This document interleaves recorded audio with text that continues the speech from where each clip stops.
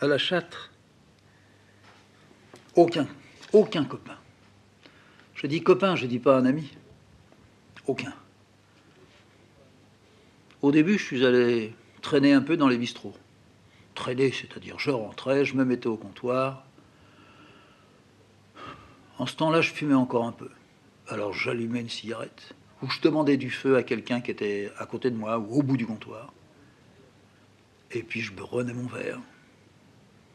Je ne savais pas trop comment m'y prendre. Je disais bonjour, un peu de feu s'il vous plaît. On me donnait du feu, on tournait la tête et le type buvait son verre et il sortait. Une fois, deux fois, trois fois. Je suis allé dans d'autres bistrots, plus petits, un peu plus cracra. Ordinairement, c'est là que ça se passe.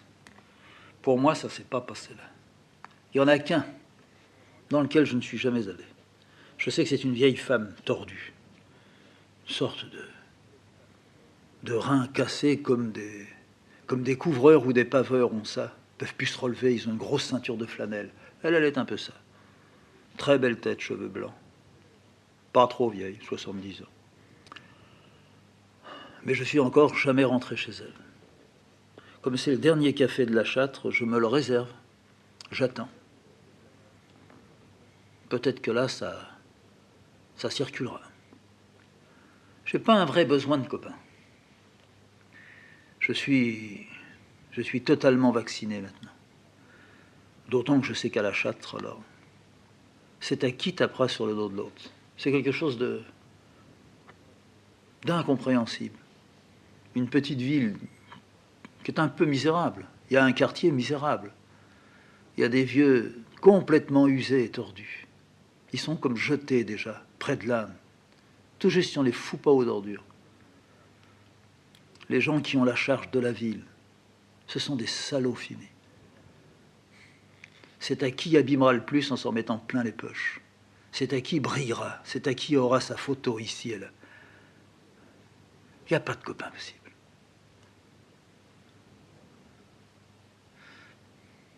Mais c'est pas d'aujourd'hui qu'il y a une sorte de disparition des copains. Je suis sûr, oui, je ne dois pas me tromper. Pendant la guerre, il devait bien y avoir une poignée de copains, ici, qui se tenaient complètement. Il y avait aussi d'autres copains, des copains coquins, salauds, oui. Mais je pense aux autres. Il y a bien une rue du Maquis. Il y a une rue qui porte le nom d'un type qui a été fusillé. Oui, c'est quelque chose qui au moins réchauffe un peu. Il y a eu un type qui s'est fait fusiller. C'est-à-dire qu'il y a eu un type qui a dit non. Eh ben dis donc. C'est rare, hein. Non pas ça s'arrose, mais ça se fleurit, ça. Je me souviens, j'étais revenu à Paris, c'était fait. J'étais dans ma petite chambre là-bas à l'île Saint-Louis. J'étais tout à fait seul. Je voyais Karl très rarement. Je ne voulais pas être derrière lui.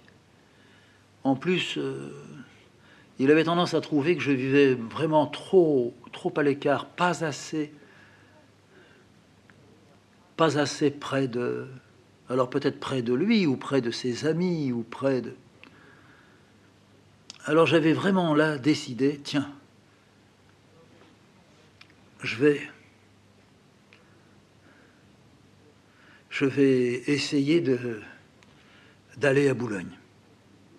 Je ne vais pas aller voir Angéline. Je vais aller à Boulogne. Je vais aller à la Ciboulette. C'est un bistrot.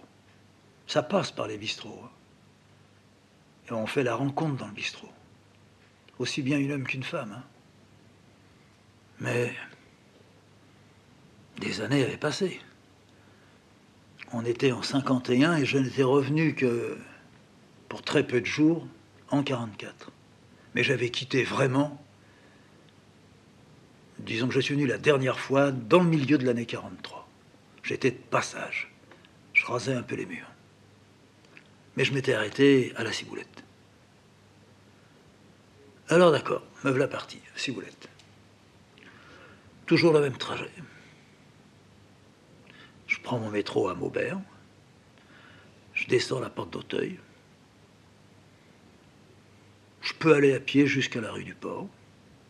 Sur le retour, si je suis fatigué, je peux prendre le bus, le 52, et puis descendre, porte d'Auteuil, et puis revenir, Maubert, et puis de là, l'île Saint-Louis. Je fais ça.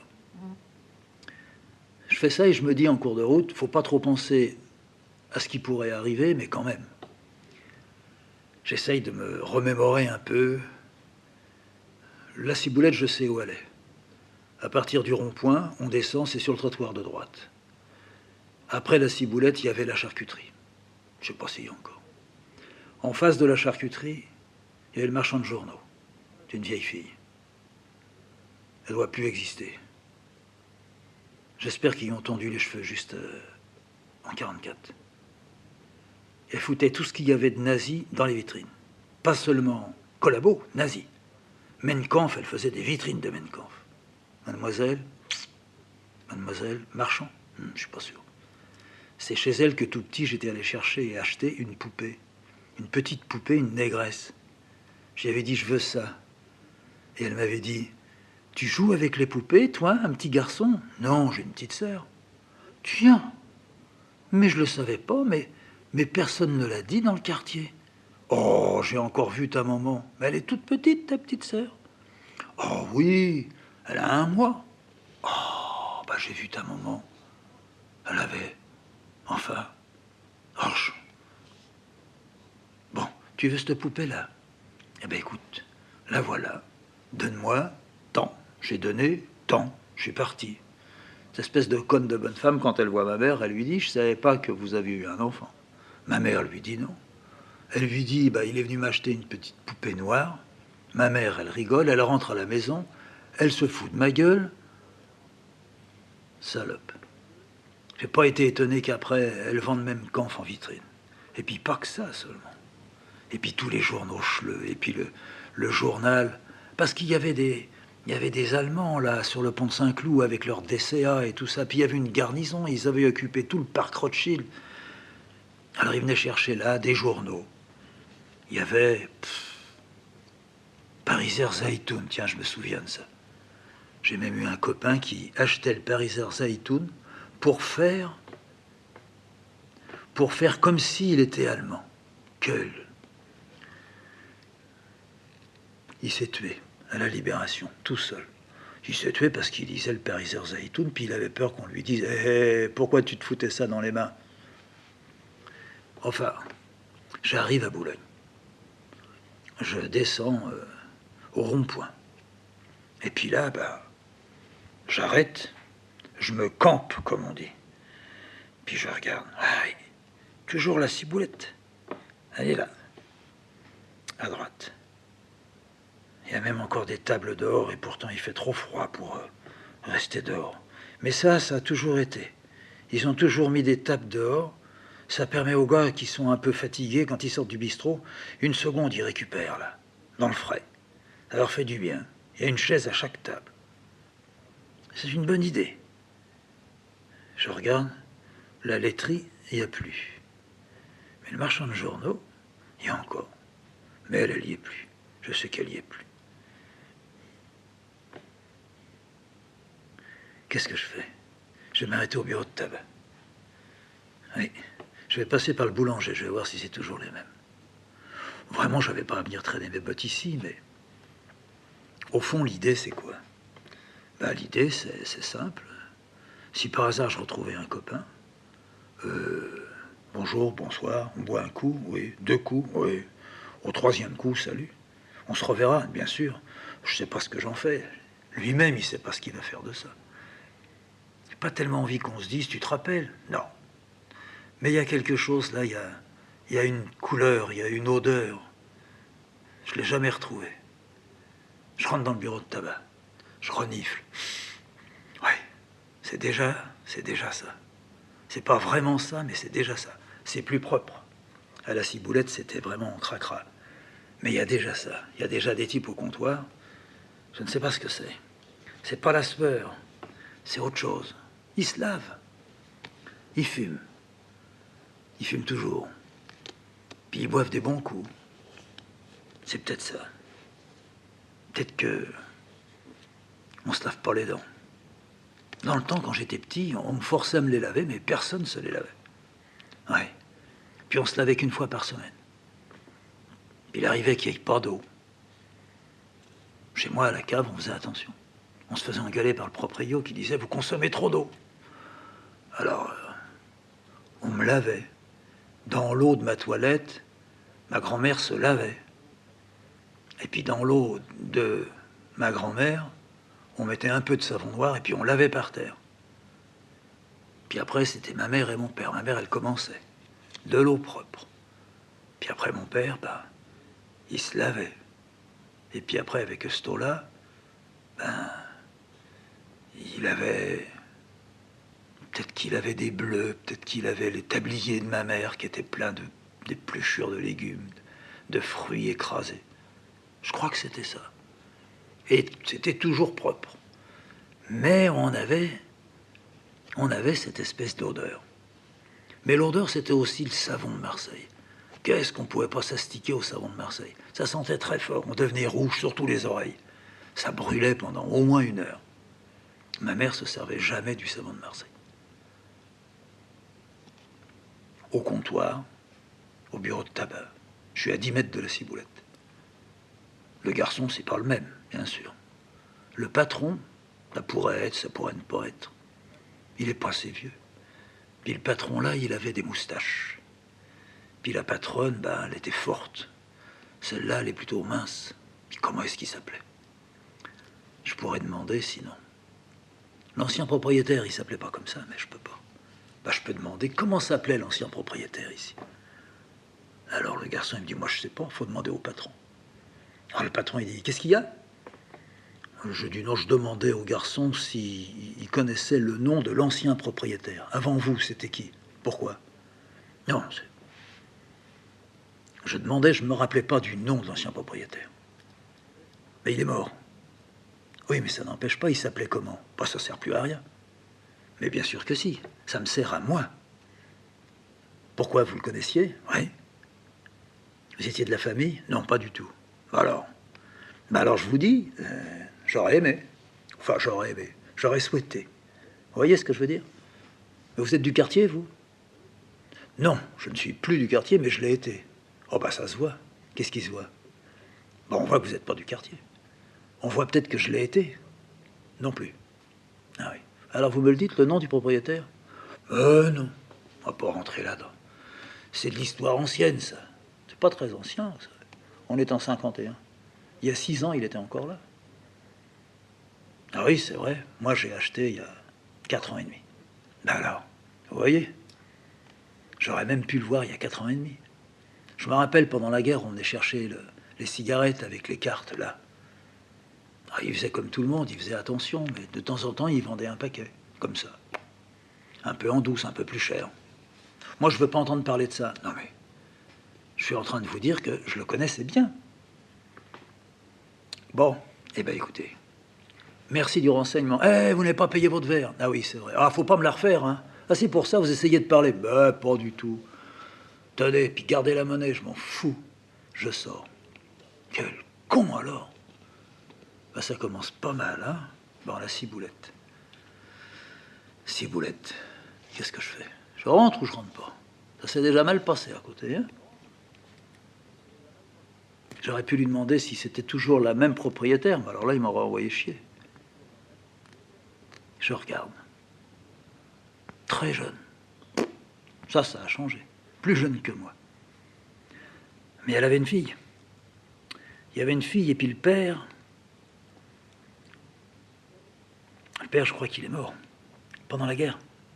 Dans un bombardement. Je crois qu'il travaillait chez Renault. C'est bien ça. C'est sa fille, si ça se trouve. C'est sa fille. La mère, elle est peut-être encore vivante, mais c'est sa fille. Seulement si je pouvais savoir. Sur la porte, c'est marqué la ciboulette. J'aurais aimé qu'il y ait marqué chez Ernest, ou chez Paul, ou chez... Bon, allez, on y va. Il y a du monde, là. Je rentre. Pleine de fumée. C'est bien. On retrouve au moins quelque chose. Tiens, tout le long du comptoir, il y a de la sueur. Ça n'a pas bougé. Les tables, pleines. Tous les types sont là. Ça parle un peu fort. Je me mets au comptoir. Il y a une barre qui coule en bas tout le long du comptoir. C'est pour mettre un pied. Je mets un pied. Il y a encore une barre juste devant le comptoir. C'est pour s'appuyer dessus, sans se tâcher. Ah, c'est calculé tout ça. La fille, elle vient. Bonsoir, bonsoir. Je vous sers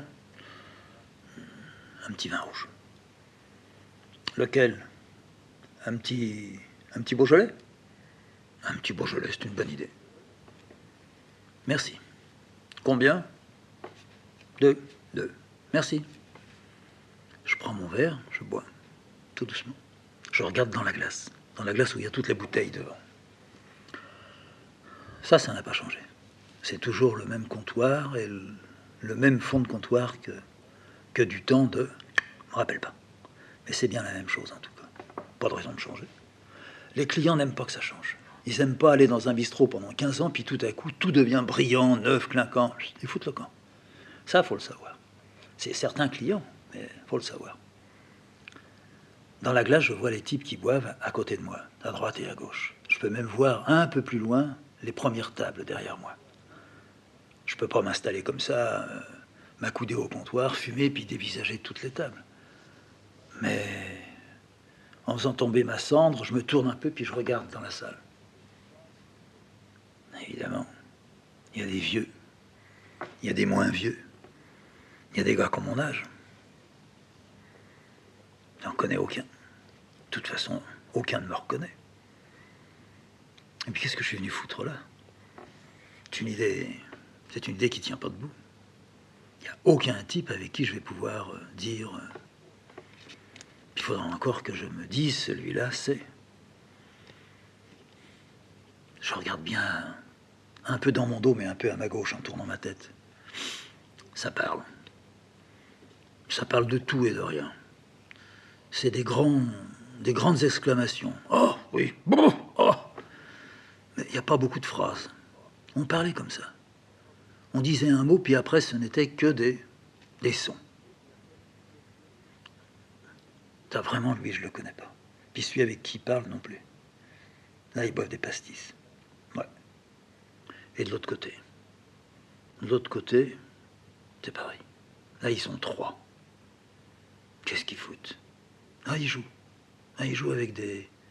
Non, ils jouent pas avec des dés. Qu'est-ce qu'ils peuvent foutre, là? Tiens, on jouait pas comme ça, dans mon temps. Dans mon temps, on jouait ici, derrière, au loto. Ouais. Ouais. Ils boivent. Ils ont l'air d'avoir terminé la partie. Salut, ils foutent le camp. 10 secondes après, il y a 3 types qui arrivent encore. Ils se mettent à leur place. La fille ramasse les verres, elle donne un coup d'éponge. Elle retire le jeu. Je vous sers? Petit pastis? 3 pastis. Je regarde dans la glace. Il y en a un qui est petit, brun. Tiens, ça pourrait être... Non, penses-tu? Bah, il a quel âge? Je sais pas. 30 ans? 35? Ouais. Ça pourrait être lui. Non, c'est... Ah, on dirait bien. Tiens, s'il y en a un qui l'appelle, il va l'appeler par son prénom. S'il l'appelle Paul, ou Popol, c'est valable? Ça pourrait être lui. Je dis à la fille, j'ai pas fini mon verre. Je peux aller, c'est dans le fond. Ah ouais, dans le fond au bout, à gauche, la cour. Bien, ça n'a pas changé non plus. Je traverse toute la salle. Je pousse la porte. J'arrive dans un petit couloir. Je sais vraiment me guider. C'est tout à fait mon odeur d'enfant. Elle est là tout autour de moi. Même le mur, ils n'ont pas dû le repeindre. Oh si, ils l'ont repeint, mais la même couleur.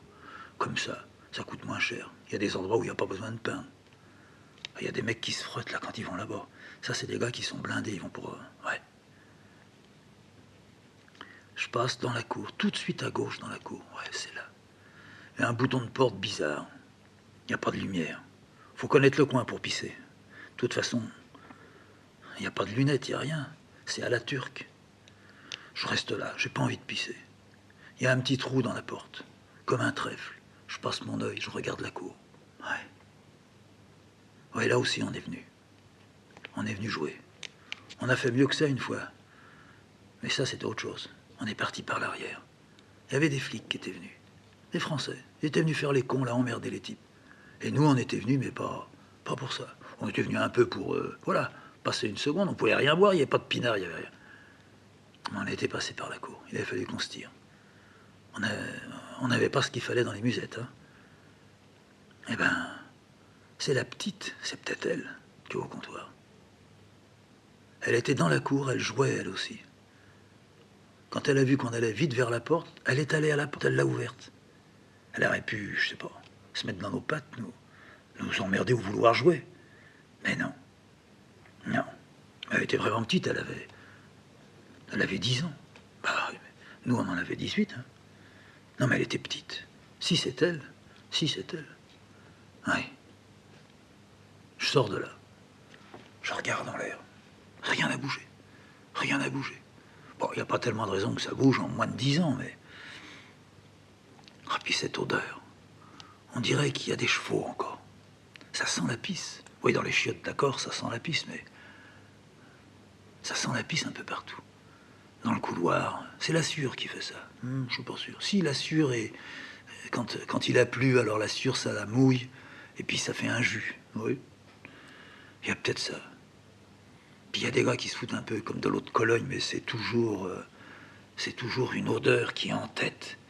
Ils se mettent ça parce qu'ils ont travaillé toute la journée. Et puis quand ils reviennent chez eux, ils veulent pas sentir l'usine. Ouais. Je reviens dans la salle. Pff, putain, quel nuage de fumée. Tiens, je vois le type qui était à côté de moi, justement. Ah, c'est sûr, ça, c'est Paul. On l'appelait Popol. C'était Popol Benac. Popol Benac. Popol Benac, c'était son père. Son père, il était basque. Ouais. Il était vers, je sais pas où. Là-bas, vers les Pyrénées. Je me rappelle très bien. Sa mère est morte. Il travaillait, lui, déjà, le père de Paul, il travaillait chez Renault. Je crois qu'il est mort. Et Paul, il est rentré aussi chez Renault. Ouais. Eh ben, je suis sûr que c'est Paul. Popol. Je reviens au comptoir, je bois vite mon petit verre, je lui dis « Encore un, s'il vous plaît ». Elle m'en donne encore un. Elle me regarde. Ah, si je savais, je lui dirais bien. Mais voilà, je peux rien lui dire. Puis je me rappelle même plus du prénom de cette fille. Puis elle est jeune, hein. Elle a 20 ans. Bah oui.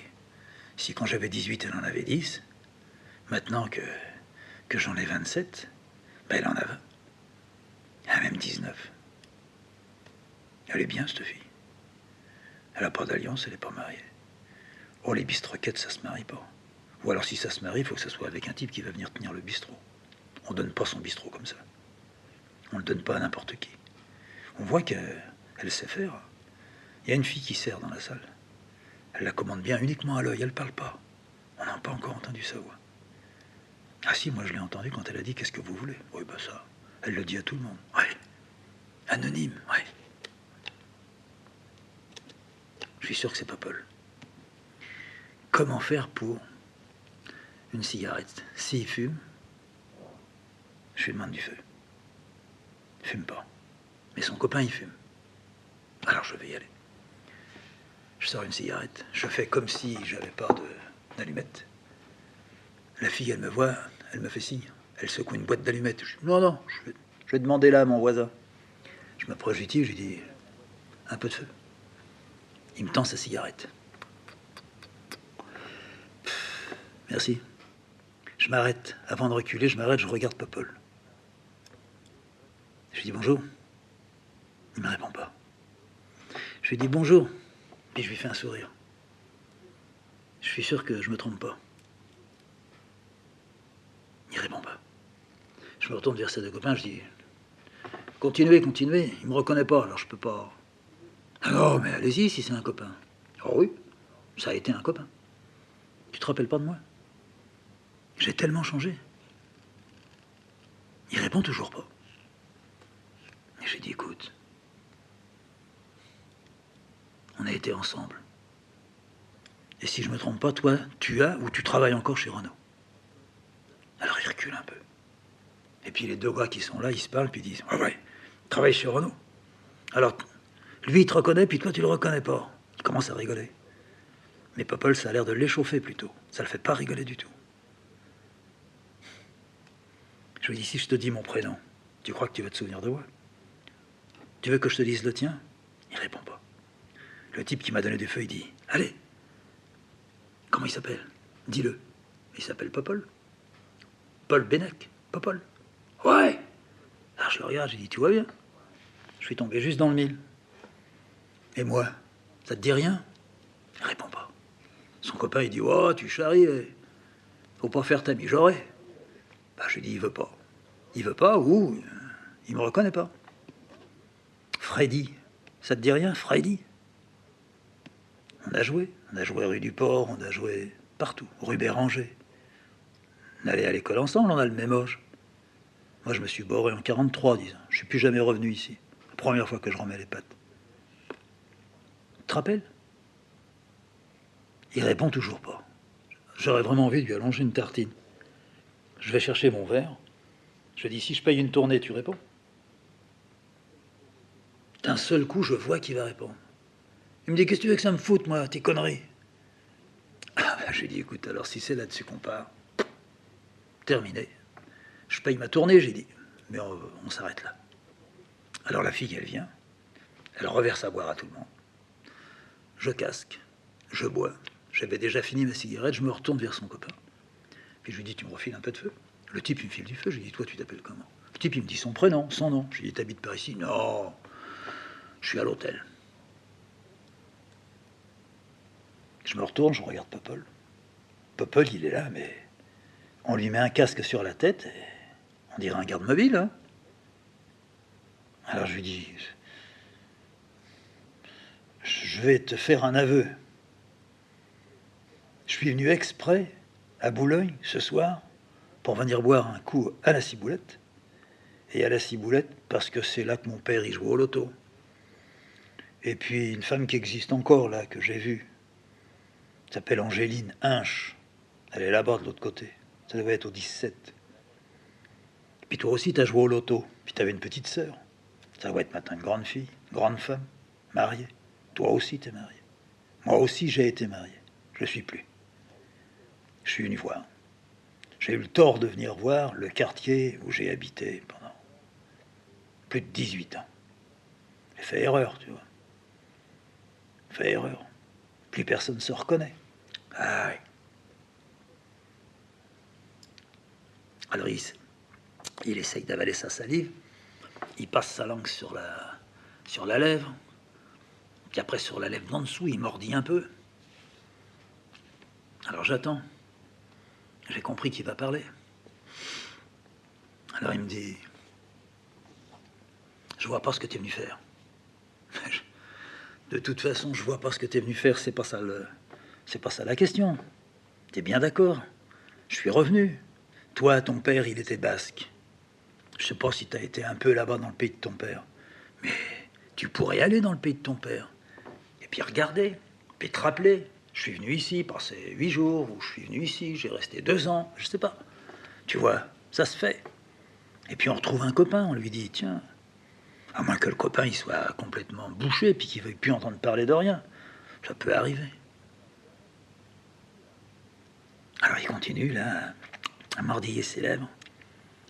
Et il me dit, oui, mais je sais qui t'es. Je sais bien qui t'es. Tu sais bien qui je suis. Et alors, comme ça t'embête que je te dise, tu t'appelles Popol, et moi je m'appelle Freddy. Non, mais j'ai rien à foutre avec tout ça. Bah, tu sais, il n'y a rien. Hein. J'ai rien dans les mains, j'ai rien dans les poches. Je suis venu. J'aurais pu te serrer la main. Qu'est-ce que tu me... Je sais pas, t'as rien à me reprocher alors? Ouais, mais... On sait. On sait? On sait quoi? Ouais, mais... Tu t'es tiré du coin. Ah, t'as plus besoin de venir ici, tu nous fais chier. Ah, alors parce que je suis parti, je vous fais chier. Ouais, mais...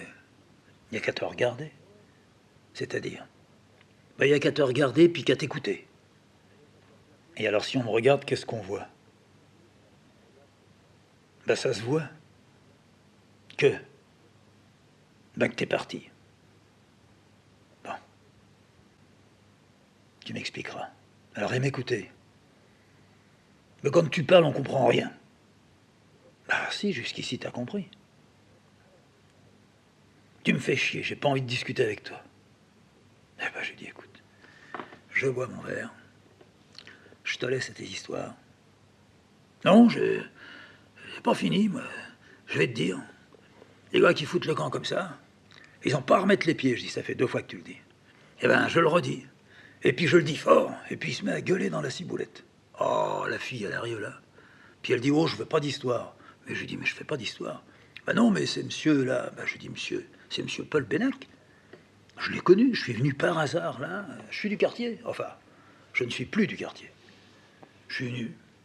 J'ai eu la faiblesse de venir voir où je venais quand j'étais môme. Je sais pas si vous êtes de la maison, mademoiselle ou madame. Mais j'ai joué au loto, là, dans la salle. Ouais. Puis il y avait mon père qui venait. Ça a été un sacré client ici. Ouais. Puis moi, j'ai été ici longtemps. Puis j'ai quitté le coin. Puis je reviens là. Je dis un petit bonjour. Puis j'ai été con. J'avais pas à m'arrêter. J'avais pas à dire un petit bonjour. Lui, Popol, il me fait signe. Tirez. Tu nous fais chier si tu viens ici. Alors je m'en vais. Puis vous aussi, vous me demandez. Faut que je sorte. Alors elle me dit... Faut pas faire d'histoire. Ben, je dis voilà, c'est exactement ça. Pour pas faire d'histoire, il faut que je m'en aille. On serait ailleurs, on me prendrait par la peau du veston, puis on me mettrait dehors. Allez. Je suis sorti. Il y avait Popol qui était sur mes talons. Je me suis retourné. Je lui ai dit, tu veux m'accompagner? Tu veux qu'on vienne sur le trottoir? Faut pas me chercher d'ennui. Hein. Je te préviens, pas de problème. Tu rentres là, tu retournes. Tu vas à ton verre. Tu le finis, tu ne l'as pas fini. Va à ton verre. J'ai tiré la porte, et puis quand il voulait passer, je l'ai refermé. Ça, il en a foutu un peu un coup sur l'épaule. Sur le moment, il a fait un geste, puis il a fait demi-tour. J'étais en sueur, trempé de la tête aux pieds. Je me disais, je vais reprendre mon autobus. Mais je coulais. J'ai mal au ventre. Ça m'avait mis, mais une colère rentrée, c'est toujours très mauvais. Hein. Je me suis dit, qu'est-ce que je fais là? L'autobus, j'ai pas. Bon, je suis à côté de chez la Angéline, je vais encore y aller. Mais c'est fini, je ne remettrai plus les pieds ici. C'est fini. J'ai même pas besoin d'aller chez Angéline, je m'en fous. Si j'étais vrai, un homme, je reviens à la ciboulette, je recommande encore un verre. S'il me regarde de travers, j'y allonge mon verre dans la gueule. Oui.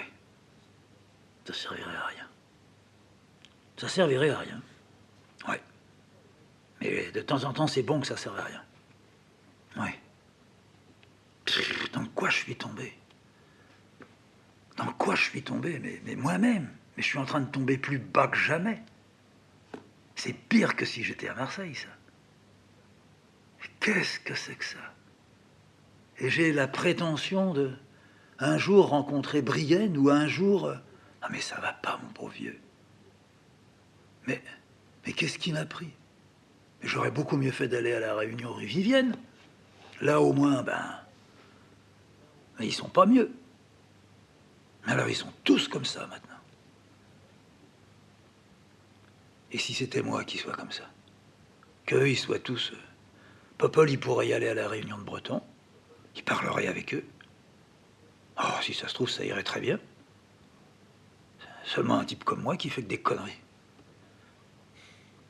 Puis ma sœur, ça se calmait pas. Puis j'étais pas en forme. Et puis, bon, dans le fond, j'avais envie d'aller chez Angéline. Au moins, elle m'engueulerait pas. Alors j'ai traversé la chaussée, j'ai fait le tour du rond-point. Je suis passé dans la cour. Bon, c'était allumé. Elle pouvait allumer maintenant. Elle avait un petit peu de fric. Ça rentrait bien. Enfin, pas très bien, mais bien.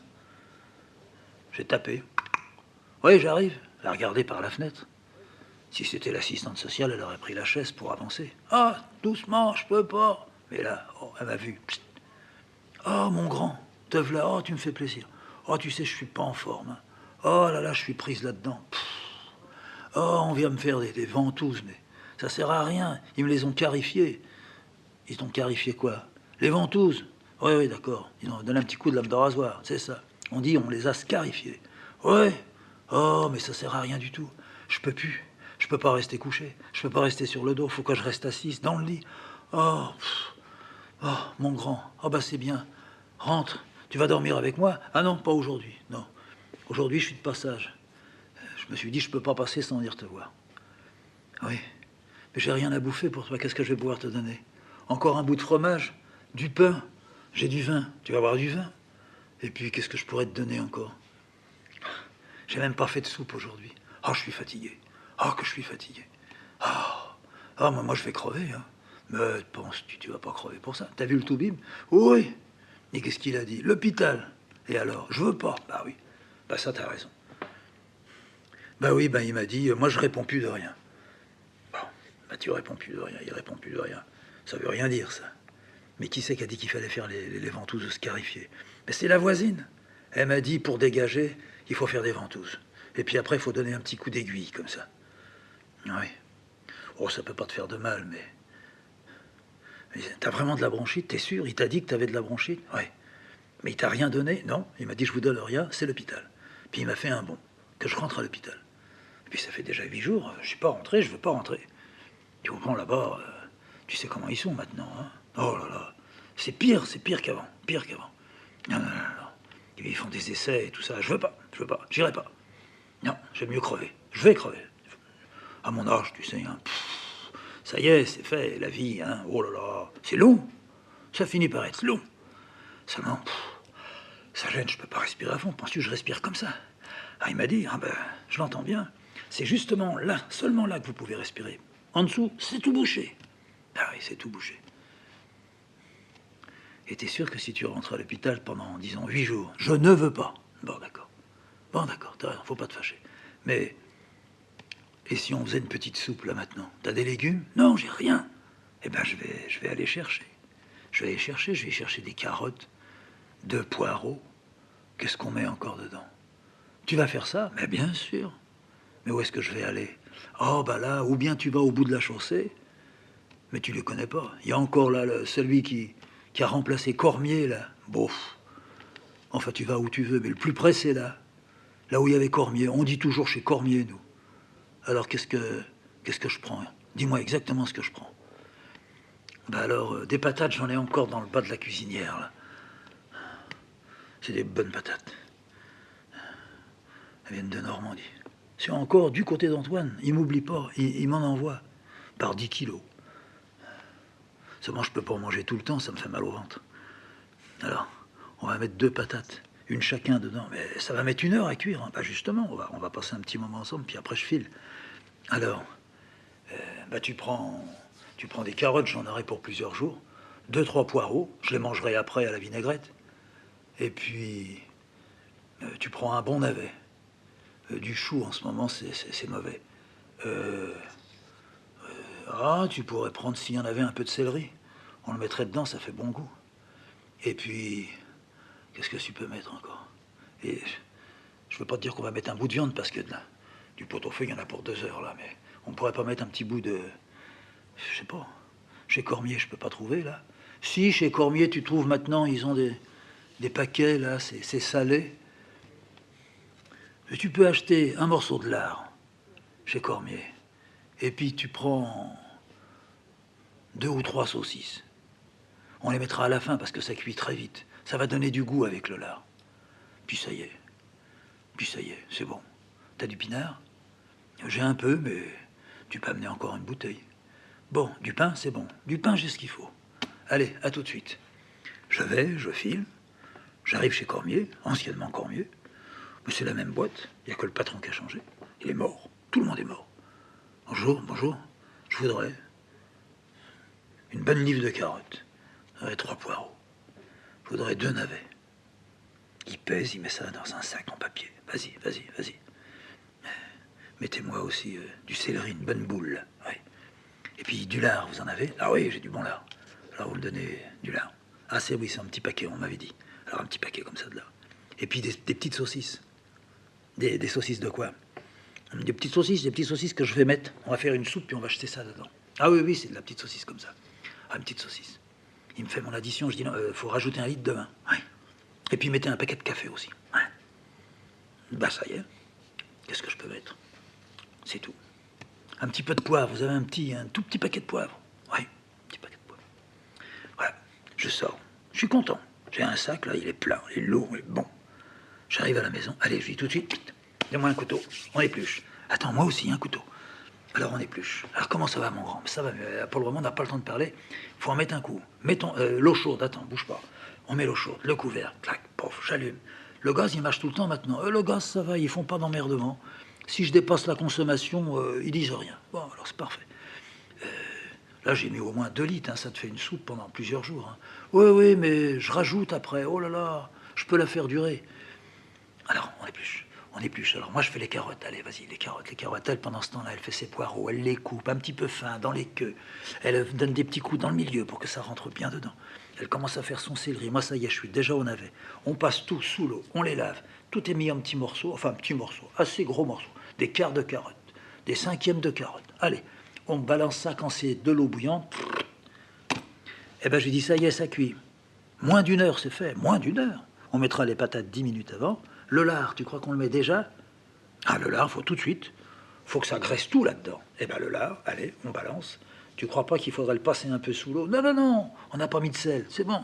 Ah, j'ai acheté du poivre. Ah, c'est bien, j'en mets jamais. Ben, mets-en déjà maintenant. Alors, hop, une petite cuillère à café de poivre en grand. Et puis ça commence à sentir bon 1/4 d'heure après. Elle est contente. Elle dit, tu vois, même l'odeur là, ça me dégage. C'est pas des ventouses qu'il faut me faire, c'est de la soupe. Rien que l'odeur, ça. Ben, tu sais ce que tu pourrais faire aussi, Angéline. C'est des inhalations. C'est quoi ça? Ben, tu prends de l'eau bouillante, faut mettre quelque chose dedans, faut mettre... T'as rien de tout ça. Faudrait mettre une petite tisane un peu forte, un petit peu de menthe. J'ai de la menthe. Quand on a mal au cœur, bah, on fait bouillir de l'eau, on la met dans un bol, on met une pincée de menthe, et puis on respire, on se met dessus, par la bouche et par le nez. Oh, bah ta mère, elle le faisait. Ben, ça te ferait pas de mal d'essayer de le faire. Pas maintenant. Mais quand t'es gêné, tu peux toujours essayer de le faire. Et puis si vraiment tu vois que ça va pas, faut pas hésiter, tu vas passer 8 jours à l'hosto, puis c'est tout. Tu verras quand t'auras fini ta soupe. T'en as pour 4-5 jours de soupe, tu verras. Si t'es pas bien, faut pas hésiter. Oh, bah ça me fait plaisir que tu sois venu. Mais tu peux pas savoir comment je suis fatigué. Je me traîne. Je l'ai dit dans le temps, ouais, tout le monde me disait. Là, Angéline, elle est toujours en train de se plaindre. C'est pas vrai. Mais là, maintenant, je suis sans doute au bout, tu sais. T'as des nouvelles de chez toi? Non. Non, mais je veux dire de ta mère? Non. Et des nouvelles de ton père? Non. Mais tu es où maintenant? Là, je suis de passage. Oui, mais t'habites... non, j'habite nulle part. Je suis de passage. Alors, t'as pas d'appartement, t'as pas une pièce, t'as rien? Non. T'as pas d'adresse, alors? Ah bah non.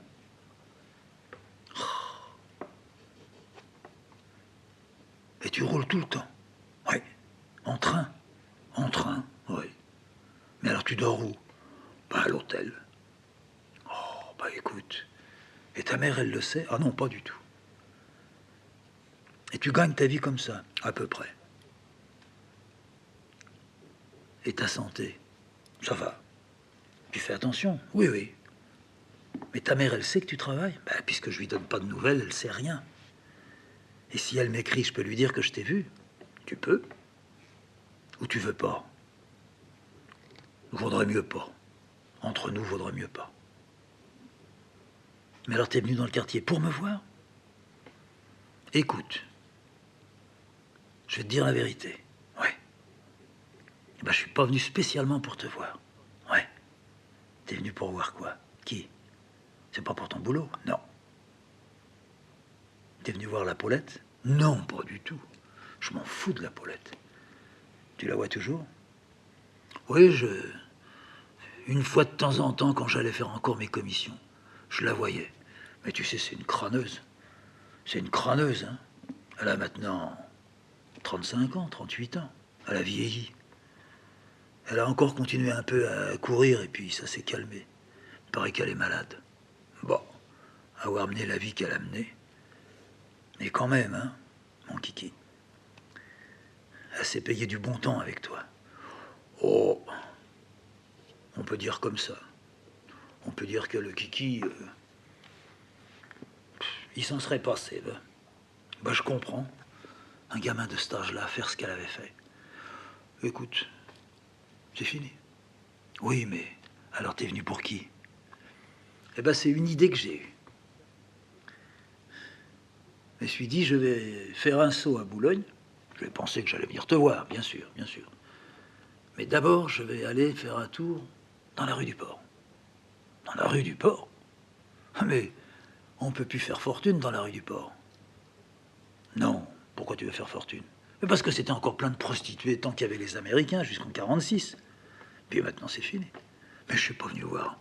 Non, je cours pas après les putes, écoute. Non, je me suis dit, je vais faire un petit saut à la ciboulette. Ah, t'as voulu voir où on allait au loto? J'ai voulu voir comme ça, puis je me suis dit, si ça se trouve, je trouve encore un copain. Alors je parle 5 minutes avec lui. Ça me change. Et alors? Alors j'ai bu un verre. J'ai vu la fille au comptoir. La fille, c'est sa fille? Ouais. Mais le père, alors? Bah, le père, il est mort. Et la mère? Bah, la mère, elle est malade tout le temps, elle est dans son lit. C'est la fille qui tient tout ça. Non, il y a un type derrière. La fille a un type? Oui.